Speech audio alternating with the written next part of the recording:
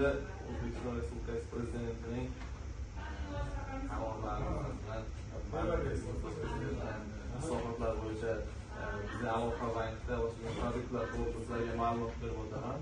Birinchi o'rinda yoshlarimizni ish bilan ta'minlash, ularni faoliyatini rivojlantirish maqsadida Aloqa bank tomonidan dastlabki 62 qarorga yoshlar kiritilgan o'tgan yil davomida aynan Oltiariqda o'zida ko'p nafar yoshlar o'zlarining yangi ish faoliyatlarini boshlash maqsadida ajratilgan.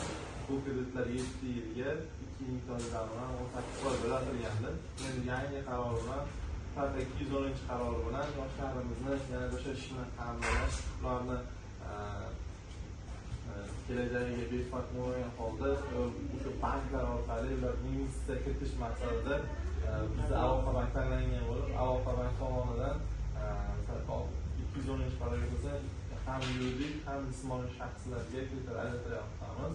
Bu miqdorda o'zini bank qilgan yoshlarimizga 72 yo'nalish bo'yicha 100 million so'mgacha sug'urta yoki bo'lmasa kapitaliy asosida ajratamiz. Ularni o'zlariga yo'nalishiga qarab shirinlik va novvoychilik yo'nalishiga 100 million so'm, qolgan yo'nalishlariga 50 million so'mgacha asosiy vosita sotib olishga kapitaliy va sug'urta asosida ajratib bo'ladi. Bundan tashqari yosh tadbirkorlarimizni g'oyalarini, startaplarni qo'llab-quvvatlash maqsadida yuridik kreditlarimizga ham shunday ajratsak bo'ladi. Bunda garov evaziga ham